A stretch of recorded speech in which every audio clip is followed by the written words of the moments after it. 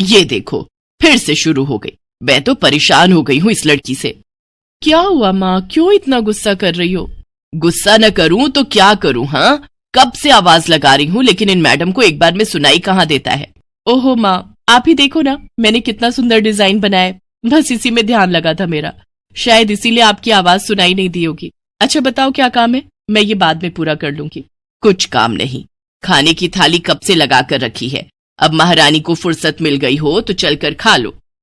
अच्छा खाना खाना है, अब आप शुरू करो, मैं बस 2 मिनट में आऊं।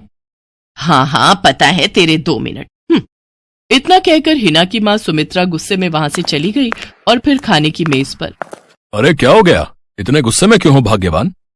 अब आप ही समझा लीजिए अपनी लाडली को, मेरी तो एक नहीं सुनती। हाँ तो क्या हो गया, तुम पे ही तो गई है। आपको मजाक सूझ रहा है? यहाँ मेरा दिमाग खराब हो रहा है, सारा दिन बस मेहंदी के डिजाइन बनाती रहती है और कोई काम ही नहीं है इसे। इसका मतलब वो सच में तुम पर ही गई है। तुम्हें भी तो मेहंदी लगाने का बड़ा शौक था ना इस उम्र में? हाँ, पर मैं घर का सारा कामकाज निपटाने के बाद ये सब करती थी। अरे ये तो खाना पीना भी छोड़कर बैठी है।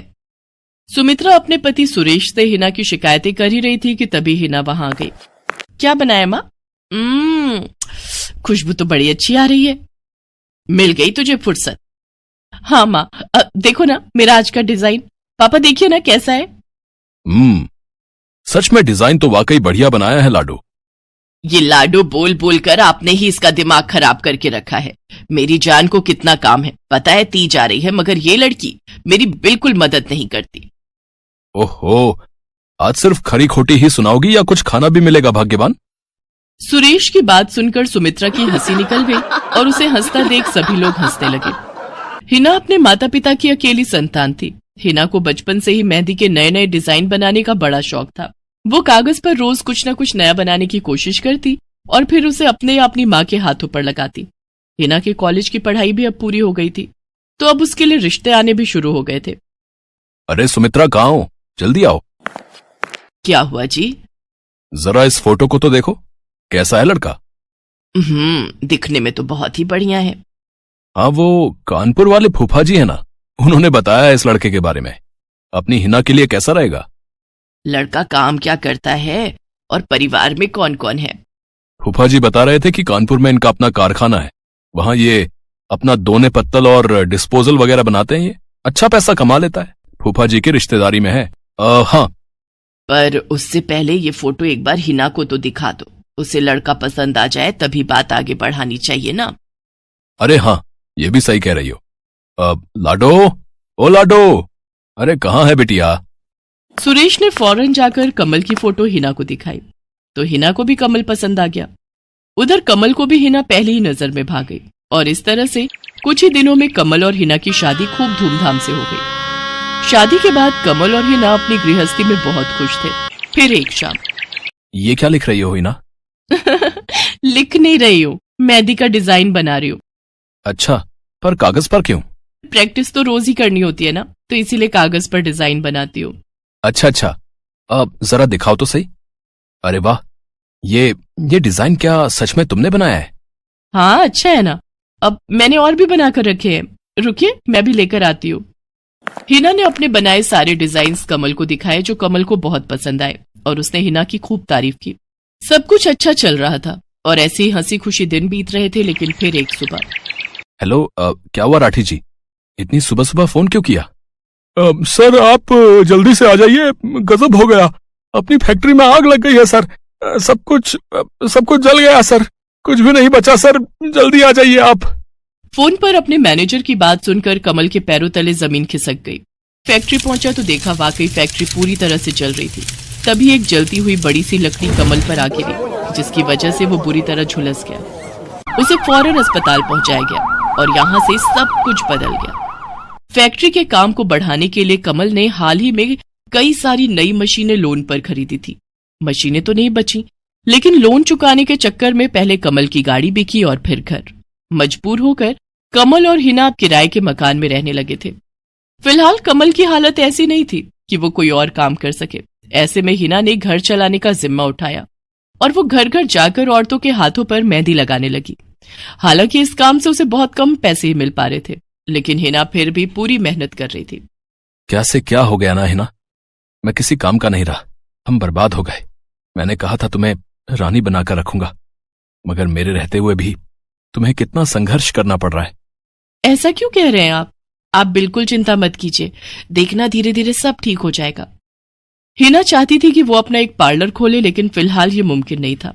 मेहंदी लगाने का काम भी सीजन पर ही मिल पाता था, तो अब दिक्कत खाने पीने की भी होने लगी। ऐसे में हिना ने एक सेठ के घर मेड का काम करना शुरू कर दिया। और फिर एक दिन, सुन, तुझे कोई मेहंदी वाली पता है क्या? क्यों मैडम? अरे वो तीज आ रही है ना, तो मेहंदी लगवानी थी। हाँ, बाहर इतनी गर्मी है, अब ऐसे में कौन बाहर जाए, तो घर पर ही आकर कोई लगा दे तो बढ़िया रहेगा। अब हाँ हाँ मैडम, मैं बहुत अच्छी मेहंदी लगाती हूँ, आप मुझसे लगवा लो। ना ना ना, अगर खराब कर दी तो? तीज की पार्टी है मेरे यहाँ, मेहंदी तो बढ़िया ही लगवानी है मुझे। मैडम आप बिल्कुल चिंता मत कीजिए, और रुकिए, मैं अभी आपको कागज पर मेहंदी का डिजाइन बनाकर दिखाती हूँ, फिर आगे आप ही तय करना। इतना कहकर हिना ने फौरन एक कागज लिया और कुछ ही देर में उस पर एक बहुत ही सुंदर मेहंदी का डिजाइन बना दिया। और फिर, अरे वाह, ये तो सच में बहुत सुंदर है, बिल्कुल नया और बहुत ही खूबसूरत डिजाइन है। अब तो ये डिजाइन मेरे हाथ पर भी सेम टू सेम लगा देगी ना? हाँ मैडम, आप मुझ पर विश्वास कीजिए, मैं बचपन से ये करती आई हूँ। उस दिन हिना ने पूरे मन से अपनी मालकिन के दोनों हाथों पर मेहंदी लगाई। हिना ने जो डिजाइन बनाया था वो एकदम नया था और सुंदर भी। फिर अगले दिन, नमस्ते साहब, वो आपको कुछ? हाँ, मैं तुम्हारा ही इंतजार कर रहा था। ये कल शिवानी के हाथों पर तुम ही ने मेहंदी लगाई थी ना? जी साहब, मैंने ही लगाई थी। अब कोई गलती हो गई क्या मुझसे? नहीं नहीं, ऐसी कोई बात नहीं है, बस ये जानना था तुमसे कि मेहंदी का वो डिजाइन कहाँ से देखकर लगाया तुमने? कहीं से नहीं साहब, वो तो मैंने खुद से सोचा था, मैं कभी कहीं से देखकर डिजाइन नहीं बनाती। अच्छा, अगर ऐसा है तो जरा ये कागज और जरा इस पर एक मोर की थीम पर बेस्ड एक डिजाइन बनाकर दिखाओ, पर याद रहे डिजाइन बिल्कुल नया होना चाहिए। जी साहब, बस 2 मिनट दीजिए। हिना ने बस कुछ मिनटों के अंदर वो करके दिखा दिया, जिसे देखकर उसका मालिक साहिल मल्होत्रा हैरान रह गया। वाह, सच में कमाल है ये तो। अब तुमने डिजाइनिंग सीखी है क्या कहीं से? नहीं साहब, सीखी तो नहीं, लेकिन मुझे बचपन से ही शौक है मेहंदी लगाने का, तो बस इसीलिए। समझ गया। देखो हिना, तुम्हारा हुनर लाजवाब है और तुम्हें अपने इस हुनर को ऐसे बेकार नहीं जाने देना चाहिए। जी मतलब? तुम्हें पता है ना, मेरी फैक्ट्री में लेडीज कपड़ों के लिए कपड़ा बनता है, लेकिन काफी समय से मैं परेशान हूं, क्योंकि सूट साड़ियों वगैरह के लिए मेरे पास नए डिजाइन की कमी पड़ गई है। लेकिन अब लगता है ये कमी नहीं रहेगी। बोलो, बतौर डिजाइनर मेरे लिए काम करोगी तुम? जी साहब, बिल्कुल करूंगी। ये हिना के लिए सपने के सच होने जैसा था। अब वो काम वाली बाई से एक डिजाइनर बन गई। वो साहिल की फैक्ट्री में बनने वाले कपड़ों के लिए हर रोज नए नए डिजाइन बनाने लगी, और इसके बाद साहिल के फैक्ट्री में बनने वाले कपड़े की डिमांड काफी बढ़ गई, और इसके चलते हिना को भी उसके काम की बढ़िया सैलरी मिलने लगी। हिना अब अपनी कमाई से न सिर्फ अपना घर खर्च चलाने लगी, बल्कि उसने शहर के बढ़िया डॉक्टर से कमल का इलाज भी कराया, जिससे कमल बहुत जल्दी ठीक हो गया और उसने भी काम करना शुरू कर दिया। पर इस सब में पूरा 1 साल बीत गया और एक बार फिर से तीज का त्योहार आया। देखिए तो कैसी लग रही हूं मैं? बिल्कुल चांद जैसी लग रही हो। हिना ने नई हरे रंग की साड़ी पहनी हुई थी, जो उसने खुद डिजाइन की थी, और वाकई वो उसमें बहुत ही सुंदर लग रही थी। हिना, तुम सच में बहुत बहादुर हो। मैं तो उस हादसे के बाद उठकर खड़ा ही नहीं हो पाता, लेकिन तुमने सब कुछ ठीक कर दिया। तीज का ये त्योहार ही इसलिए है जी, मैं आपको कभी कुछ नहीं होने दूंगी।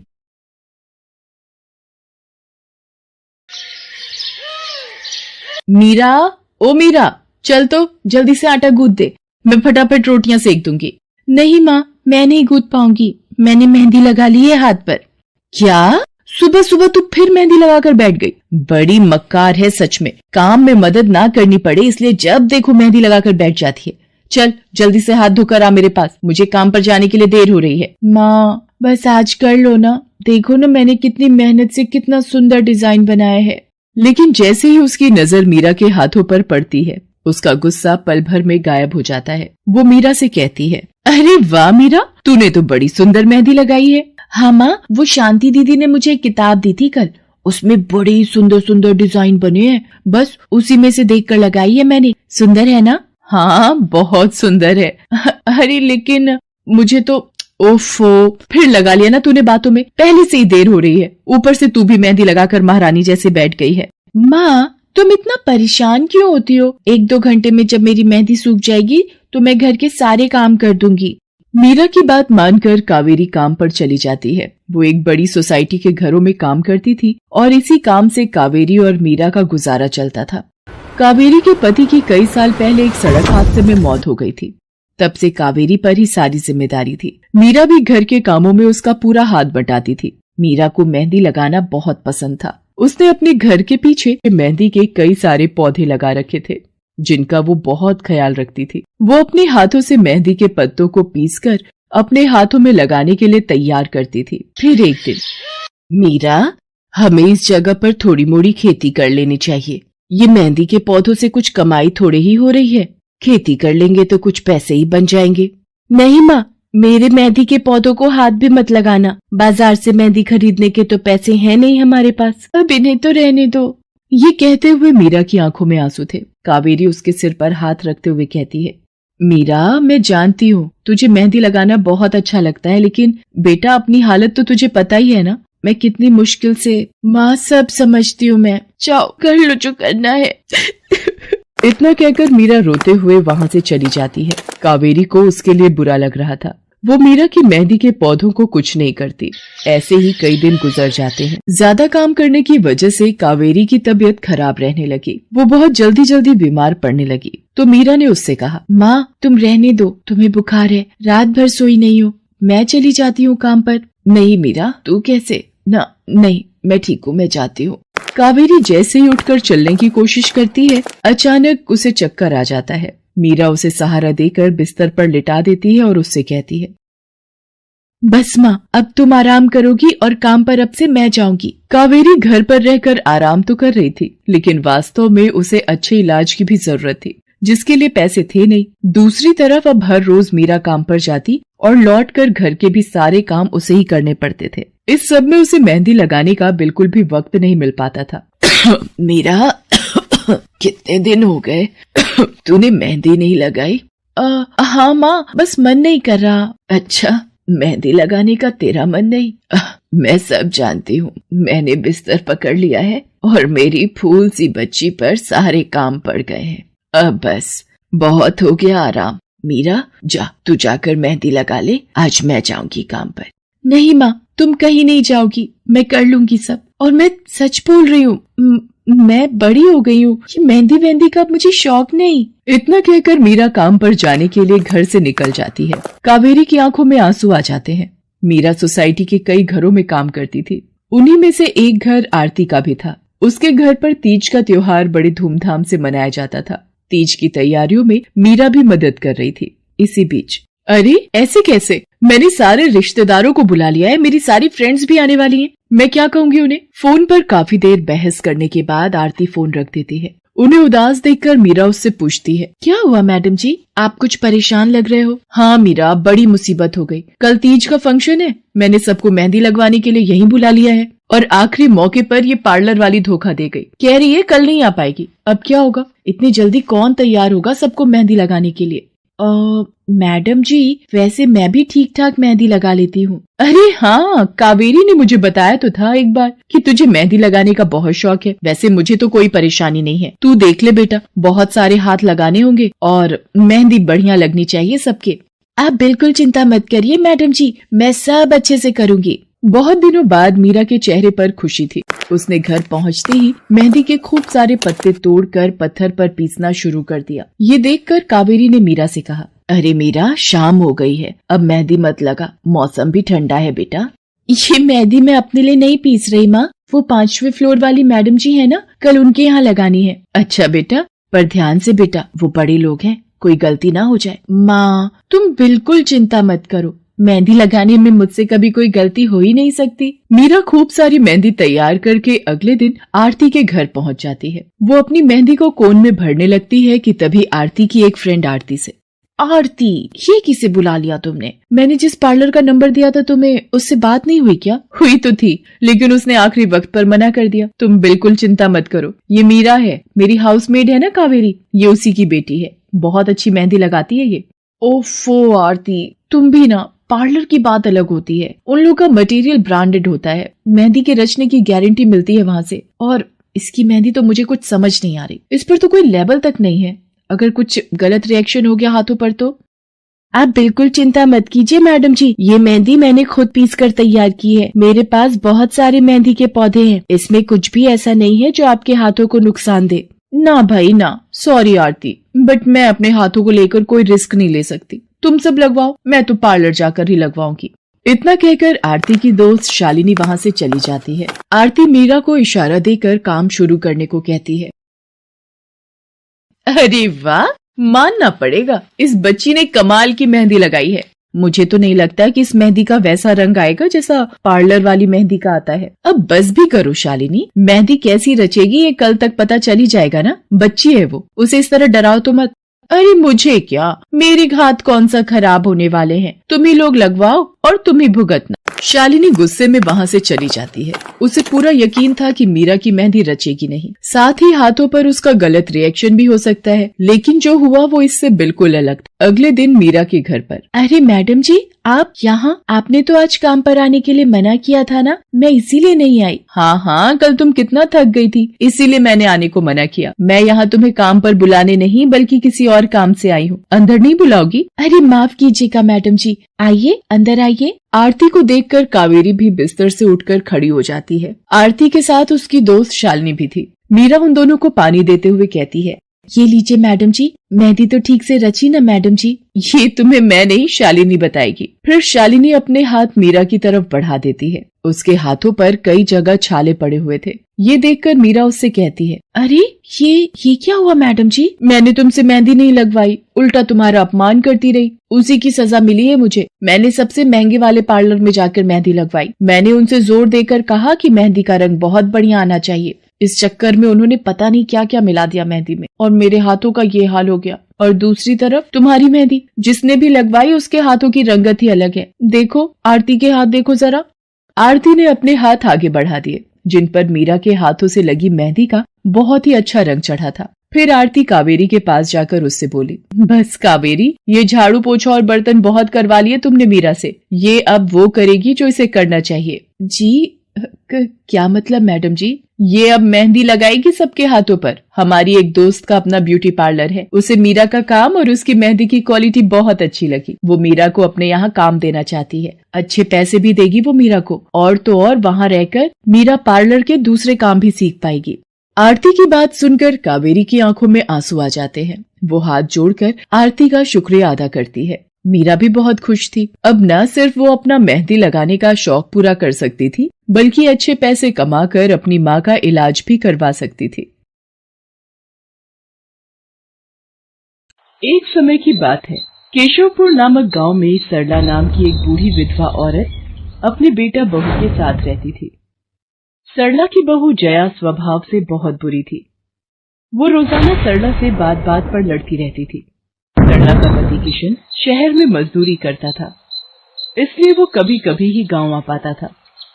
किशन शहर से घर खर्चे के लिए पैसे भेजता तो 2 लिफाफे भेजता, एक अपनी माँ के नाम और एक अपनी पत्नी के नाम। पर जया सरला के पैसे भी अपने पास ही रख लेती थी। ऐसे ही एक दिन, ये सरला देवी और जया जी के नाम के मनी ऑर्डर हैं। लाओ भैया, जल्दी से मुझे दे दो। ये सरला देवी के हस्ताक्षर करके ही उन्हें मिलेगा। माँ जी आराम कर रही हैं, लाओ मैं अंगूठा लगवा कर लाती हूँ। ए बुढ़िया, जल्दी से इस कागज पर अंगूठा लगा दे। भैया मनी ऑर्डर मुझे दे दो। जया सारे पैसे अपने पास रख लेती है और अपने और बेटे बिट्टू के लिए खाने पीने की चीजें खरीद लाती है। माँ बहुत भूख लगी है। ये देख मैं तेरे लिए कितने सारे पकवान लाई हूँ, पूड़ी, छोले, समोसे, कचौड़ी। चल हम दोनों मिलकर खाते हैं, मजा आ जाएगा। जया बहू, बहुत भूख लगी है, सुबह से कुछ भी नहीं खाया है। अगर थोड़ा सा कुछ खाने को मिल जाता तो। पता नहीं इस बुढ़िया को कितनी भूख लगती है, जब देखो हम माँ बेटे के खाने पर नजर लगाती रहती है। ये ले पकड़, आधी कचौड़ी दे रही हूँ, अब रात तक कुछ खाने को नहीं मिलेगा। और तुझे तो मैंने बोला था कि कपड़े धो देना, तेरे से अभी तक कपड़े नहीं धुले। ये कचौड़ी खाकर चुपचाप सारे कपड़े धो देना, नहीं तो मुझसे बुरा कोई नहीं होगा। बेचारी सरला कचौड़ी का एक टुकड़ा खाकर भला क्या पेट भरती। वो फिर से दोबारा काम पर लग जाती है। एक दिन किशन शहर से वापस आने वाला था। जया को पता था कि जब किशन सरला से पूछेगा कि वो उसे पैसे बराबर भेजता है तो उसे मिलते हैं या नहीं। ये बात सोचकर जया थोड़ा घबरा जाती है और वो सरला से कहती है, ओ बुढ़िया, अगर तूने अपने बेटे से कहा कि तुझे उसके भेजे हुए पैसे नहीं मिलते तो मुझसे बुरा कोई नहीं होगा। वो तो एक दिन रहकर चले जाएंगे, उसके बाद जो मैं तेरा हाल करूंगी ना, फिर तू देखती रह जाएगी। इसलिए अपने बेटे के सामने दुखड़े रोने की कोशिश मत करना। नहीं बहू, मैं किशन को कुछ नहीं कहूंगी। माँ, मैंने तुम्हें पैसे भेजे थे, वो तुम्हें मिल गए थे ना? अरे आप बिना कैसी बातें करते हो? माँ जी को मैं बराबर से पैसे देती रहती हूँ। माँ जी, ये लो गरम गरम पनीर के पकौड़े, आप भी खाओ। किशन 2 दिन रहकर शहर वापस चला जाता है। जया फिर से अपने रूप में आ जाती है। दिन भर सरला काम करके एक दिन चक्की से आटा पिसवा कर लौट रही थी कि अचानक उसे चक्कर आ जाते हैं। रिक्शा में जाती एक लड़की देख लेती है। भैया, इन्हें उठाने में मेरी मदद करो, बेचारी पता नहीं कौन है। सुमन, ये तेरे साथ कौन है? ये रास्ते में बेहोश हो गई थी, मैं इन्हें घर ले आई, लगता है इन्हें होश आ गया है। अब कैसा लग रहा है आपको? मैं ठीक हूँ बेटी, तुम्हारा बहुत बहुत शुक्रिया बेटी। माँ जी, आप इतनी भारी आटे की बोरी अकेले ही उठा कर ले जा रही थी, आपके बच्चे या कोई? सरला की आंखों में आंसू आ जाते हैं, वो रो पड़ती है। माँ जी, कोई परेशानी है तो आप हमसे कह सकते हो, मुझे लग रहा है आप बहुत परेशानी में हो। क्या करूं बेटी, मैं इस जीवन से हार गई हूँ। सरला के दुख का घड़ा फूट जाता है और वो सारा दुख सुमन और बाकी लड़कियों को बताती है। अब इस संसार में जीने की कोई इच्छा नहीं है मेरी। माँ जी, ऐसा मत सोचिए, आप जीवन से यूं निराश मत होइए। अब आप अपनी बहू के पास वापस मत जाना, आप यहाँ हमारे साथ रहो। बेटी, तुम बहुत अच्छी हो, भगवान तुम्हारा भला करे। तुम लोग यहाँ गांव में रहती हो क्या? जी माँ जी, हम मेहंदी वाली हैं। हम लोग मेहंदी लगाने का काम करती हैं और आसपास के गांव और शहरों में मेहंदी लगाने जाती हैं। क्या मैं भी ये काम सीख सकती हूँ? क्यों नहीं, बिल्कुल, और ये तो बहुत अच्छी बात है। हमारे ग्रुप में आप भी जुड़ जाओगे, मैं आपको मेहंदी लगाना सिखाऊंगी। सरला अब उन लड़कियों के साथ ही रहने लगी और कुछ ही समय में वो बहुत अच्छी मेहंदी लगाना सीख गई। इधर जया सरला के कुछ दिन तक वापस न आने से घबरा जाती है। ये बुढ़िया इतने दिनों से कहाँ गायब है, मुझे तो कोई खोज खबर नहीं है। बिट्टू के बापू ने हम सबको अचानक शहर बुलाया है, वहां जाकर अब यही बोलना पड़ेगा कि बुढ़िया की तबीयत खराब थी इसलिए नहीं ला सकी। जया बिट्टू को लेकर किशन के पास शहर पहुंचती है। क्या हुआ जया, माँ तुम्हारे साथ नहीं आई? वो माँ जी की तबीयत कुछ ठीक नहीं थी, इसलिए मैंने उन्हें बोला कि वो गांव में ही रहें। बेकार में सफर करती तो उनकी तबीयत और खराब हो जाती। पर तुमने मुझे अचानक क्यों शहर क्यों बुला लिया? अरे वो हमारे सेठ जी की लड़की की शादी है, इसलिए उन्होंने बोला कि कोई ऊपर के कामों के लिए मिल जाए। मैंने सोचा तुम्हें बुला लेता हूँ, और माँ भी थोड़े दिन के लिए मेरे पास रह लेगी। चलो कोई नहीं, मैं तुम्हें मालकिन से मिलवा देता हूँ। देखो किशन, शाम को मेहंदी का समारोह है तो काम अच्छे से निपटाने हैं। जितने भी मेहमान आएंगे उनके स्वागत में कोई कमी ना होने पाए। आप चिंता मत करो मालकिन, सब हो जाएगा। ये मेरी पत्नी है, मैंने इसे गांव से बुला लिया है, ये सब संभाल लेगी। जया मेहंदी समारोह की तैयारियों में काम करवाने लगती है। सब मेहमान आने लगते हैं। रिचा, मेहंदी वाली अभी तक नहीं आई, कितने बजे का टाइम दिया था? मम्मी, मेरी उनसे बात हो गई है, बस कुछ ही देर में आती होंगी। लो वो आ गई। माँ जी, ये यहाँ कैसे? मेहंदी वाली लड़कियों के साथ? माँ यहाँ? जया, तुम तो कह रही थी कि माँ बीमार है और गांव में है, पर माँ मेहंदी वाली लड़कियों के साथ क्या कर रही है? मुझे कुछ समझ नहीं आ रहा। मैं माँ के पास जा रहा हूँ। माँ, तुम यहाँ इन सबके साथ? किशन बेटा, आप मेरे साथ इधर आइए, मैं आपको सब बताती हूँ। ये लड़की इनको सब कुछ बता देगी। शायद आप नहीं जानते हैं, आपकी पत्नी ने आपकी माँ पर बहुत जुल्म किए हैं, इसीलिए ये बेचारी अपना घर छोड़कर हमारे साथ रहने को मजबूर थी। सुमन किशन को सारी सच्चाई बताती है। सरला की आंखों में आंसू आ जाते। किशन सबके साथ जब घर आ जाता है। जया, तुम्हें शर्म आनी चाहिए। तुमने मेरी माँ के साथ इतना बुरा व्यवहार किया। तुम्हारी वजह से मेरी माँ दर दर भटक रही है। अब तुम मेरे साथ एक पल भी नहीं रहोगी। बिट्टू को मैं पाल लूंगा। अभी के अभी अपने मायके निकल जाओ। ऐसा मत कहो, मैं आप लोगों के बिना कैसे रहूंगी। मुझे माफ कर दो, मुझे माफ कर दो, मेरे से गलती हो गई। माँ जी, मुझे माफ कर दो। किशन बेटा, मैं किसी से भी नाराज नहीं हूँ। जया बहू को माफ कर दे। गलती इंसान से ही होती है बेटा। मैंने जया बहू को माफ कर दिया। किशन जी, आप चिंता मत कीजिए, आपकी माँ जी अब हमारे साथ ही काम करेंगी। उस दिन के बाद जया ने अपना व्यवहार बदल लिया। सरला ने मेहंदी लगाना नहीं छोड़ा। वो अपनी मेहंदी लगाने के काम को करती रही। जया को अपनी गलती का एहसास हो गया था। अब वो भी सरला की बहुत देखभाल करती थी।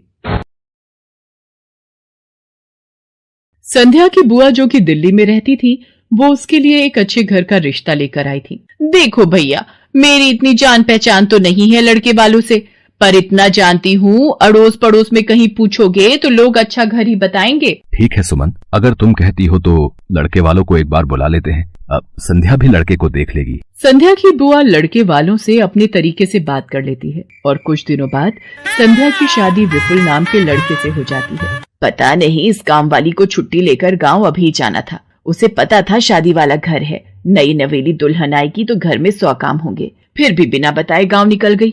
अब मैं दूसरी काम वाली इतनी जल्दी कहाँ से ढूंढूंगी। राजेश्वरी, एक प्याली चाय दे दो तो बड़ी मेहरबानी होगी। सुबह से एक प्याली चाय भी नहीं मिली है। तुम्हें तो जब देखो चाय पीने की पड़ी रहती है। पता भी है एक बर्तन नहीं है धुला हुआ जिसमें तुम्हारी चाय बना दूं।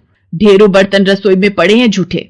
माँ, मैं कॉलेज जा रही हूँ, तुम मुझे ये मत कहना कि मैं छुट्टी कर लूं और तुम्हारे साथ घर का काम करवाऊं। मेरा आज बहुत बड़ा प्रोजेक्ट सबमिट होना है, इसलिए मैं तो कोई काम नहीं कर सकती। ये लो, अब इसे भी अभी कॉलेज जाना था। अब मैं क्या करूं, कुछ समझ नहीं आ रहा। संध्या की सास राजेश्वरी अभी काम वाली को लेकर परेशान हो ही रही थी। तभी संध्या राजेश्वरी की सारी बातें सुन लेती है और रसोई में जाकर बर्तन धोने लगती है। अरे संध्या बहू, तुम ये रसोई में क्या कर रही हो? हटो हटो हटो, ये झूठे बर्तन तुमसे थोड़ी करवाऊंगी। अभी तुम्हारे हाथों की मेहंदी भी नहीं उतरी। माँ जी, आप परेशान मत हो, मैं थोड़ी देर में ही सारा काम निपटा दूंगी। आप अकेले इतना काम नहीं कर पाओगे। ठीक है, अगर तुम कहती हो तो मैं कोई और काम कर लेती हूँ। माँ, पड़ोस में किसी से पता करो, शायद कोई और काम वाली मिल जाए। मैंने पूछा था, पर अभी किसी भी काम वाली के पास समय नहीं है। पुलकित काम पर चला जाता है। संध्या सारे घर का काम करती है। अब तो रोजाना ही ऐसा होने लगा। काम वाली तो थी नहीं। संध्या की ननद पूजा सुबह होते ही कॉलेज निकल जाती और सास पैरों में दर्द के बहाने बिस्तर पर आराम करती। संध्या तो मानो घर के कामों में ही उलझ गई। एक शाम, माँ, तुम बिल्कुल सही बहू ढूंढ कर लाई हो। बेचारी गरीब घर की है, इसलिए चुपचाप संस्कारी बहू की तरह घर के काम कर लेती है। अगर कोई पैसे वाले घर की लड़की बहू बनाकर ले आती तो वो पूरे घर को अपने इशारों पर नचाती और तुम और मैं बस बर्तन घिसते रह जाते। तभी तो मैंने इसकी बुआ को शादी के लिए हाँ कह दिया था। मुझे पता है ये गरीब घर की लड़कियां बड़ी सीधी सादी बहुएं साबित होती हैं। अब काम वाली गांव भाग गई। सोच ये ना होती तो कौन काम करता। राजेश्वरी, तुम दोनों माँ बेटी को तो संध्या बहू का शुक्रगुजार होना चाहिए। बेचारी ने आते से ही पूरा घर संभाल लिया। ऐसे ही दिन बीत रहे थे। संध्या सभी घर वालों की देखभाल का पूरा ध्यान रखती थी। एक दिन, क्या हुआ पुलकित बेटा, तुम इतने परेशान क्यों हो? और आज तुम ऑफिस भी नहीं गए? पापा, मेरी नौकरी छूट गई है। कंपनी घाटे में चल रही थी, इसलिए उन्होंने मेरे जैसे बहुत से वर्कर्स को अचानक निकाल दिया। दिमाग खराब हो रहा है, गाड़ी की किश्त भरनी है, घर का लोन भी पूरा नहीं हुआ है। घर का खर्चा अब सब कुछ कैसे होगा, कुछ समझ में नहीं आ रहा है। पुलकित बेटा, चिंता मत कर, अब कोई ना कोई रास्ता निकल आएगा। ज्यादा होगा तो कुछ दिनों के लिए मैं कोई काम कर लूंगा। पापा, मेरे होते हुए आप काम नहीं करोगे, मैं कुछ सोचता हूँ। पुलकित दूसरी नौकरी को लेकर परेशान था। उसे कोई काम नहीं मिल रहा था। घर में पैसों की तंगी भी शुरू हो गई। पुलकित ने अपनी गाड़ी बेच दी। घर के लोन को लेकर वो परेशान था। 15,000 रुपए की किश्त उसे भरनी थी। तभी, भैया, मेरे कॉलेज की फीस इस बार बहुत लेट हो गई है। मेरा आखिरी साल है, अगले महीने की 5 तारीख तक 12,000 रुपए फीस के भरने हैं। मैं कुछ इंतजाम करता हूँ। ऐसे खाली हाथ पर हाथ रखकर मैं नहीं बैठ सकती, मुझे कुछ सोचना होगा। पता नहीं, हो सकता है किरण ने बात कर ली होगी, पूछती हूँ। हेलो किरण, मैं संध्या बोल रही हूँ। तूने बात की फिर? पार्लर में जगह खाली है क्या? हाँ, मैंने बात कर ली है। 12,000 रुपए महीना देंगी रविता मैम। बोल, तू हाँ बोलती है तो मैं बात कर लेती हूँ। ठीक है, तू हाँ बोल दे, कम से कम कुछ तो पैसे आ जाएंगे। संध्या पुलकित से पार्लर में मेहंदी लगाने की नौकरी की बात करती है। पहले तो वो मना करता है, पर संध्या उसे समझाती है। पुलकित, मैं जानती हूँ आप परेशानी के दौर से गुजर रहे हो। मैंने आपसे शादी के बाद हर सुख दुख में साथ निभाने का वादा किया था, और आप परेशान मत हो, मैं घर और बाहर दोनों का काम एक साथ संभाल लूंगी। ठीक है संध्या, तुम कल से पार्लर में नौकरी के लिए जा सकती हो। अगले दिन से संध्या सारे घर के काम के साथ साथ पार्लर भी जाती और वहां पर पूरा दिन मेहंदी लगाने का काम करती और शाम के वक्त घर आती। संध्या बहुत मेहनत कर रही थी ताकि वो अपने परिवार की मदद कर सके। संध्या बहुत सुंदर मेहंदी लगाती थी। ये बात उसकी सास को तब पता चली जब उसने पार्लर में काम करना शुरू किया। संध्या को पार्लर में काम करते हुए 1 महीना बीत चुका था। पार्लर की मालकिन रविता भी संध्या के मेहंदी लगाने के काम को देखकर बहुत खुश थी। संध्या, तुम सचमुच बहुत मेहनती हो।